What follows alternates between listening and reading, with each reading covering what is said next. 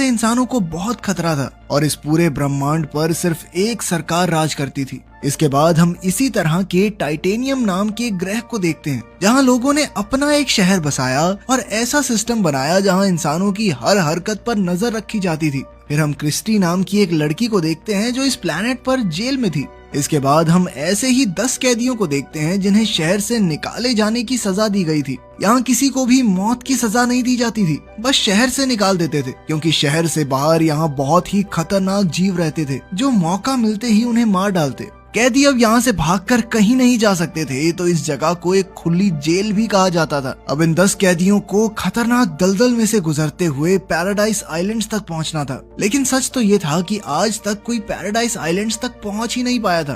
खैर, फिर कैप्टन सभी कैदियों को शहर की सरहद तक ले आया, जहां एक अदृश्य सुरक्षा कवच था। कैप्टन ने सुरक्षा कवच हटाते हुए अर्विन नाम के कैदी के सर से कपड़ा हटाया और फिर उन सब के लिए एक लोहे का बक्सा मंगवाया, जिसमें उनके काम की सारी चीजें थी। अब उनके पास यहाँ से निकलने के लिए 1 घंटे का टाइम था, वरना गार्ड्स उन्हें गोली मार देंगे। ये सुनकर एक औरत तो पागलों की तरह रोते हुए इधर उधर भागने लगी, तो क्रिस्टी ने जैसे तैसे उस औरत को शांत किया। इसके बाद वुल्फ नाम के कैदी ने कहा कि वो सबके बारे में जानना चाहता है। असल में वो खुद ब खुद सबका लीडर बनने की कोशिश कर रहा था, क्योंकि वो पहले भी इन दलदलों में जा चुका है। लेकिन तभी अचानक पेगन नाम का एक खतरनाक कीड़ा जमीन से बाहर आ गया और तुरंत अपने शिकार को लेकर जमीन में वापस चला गया। खैर, फिर क्रिस्टी ने कहा कि वो वुल्फ के साथ नहीं बल्कि अर्विन के साथ आगे बढ़ना चाहती है। तब अर्विन ने कहा कि भाई हमें बक्सा खोलकर चीजें आपस में बांट लेनी चाहिए, फिर अपने अपने रास्ते निकल जाएंगे। लेकिन बक्सा खुलते ही सब एक साथ टूट पड़े और अर्विन के हाथ सिर्फ एक चाकू लगा। तो अर्विन ने कहा कि सबको बराबर चीजें मिलनी चाहिए।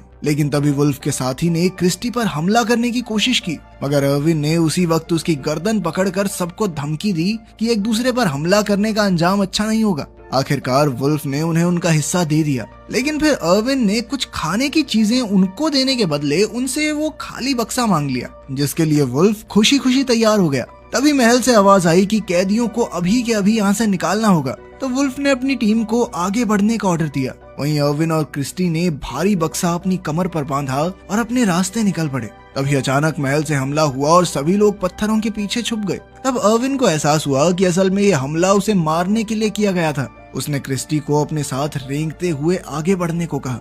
फिर जल्द ही वो एक सुरक्षित जगह पर आ पहुंचे और तब अर्विन ने देखा कि वुल्फ की टीम भी उनका पीछा कर रही है। इसके बाद क्रिस्टी ने अर्विन से पूछा कि क्या सच में पैराडाइज आइलैंड नाम की कोई जगह है भी। इस पर अर्विन ने जवाब दिया कि अगर वो जगह ना होती तो सरकार के लोग उन पर हमला क्यों करते।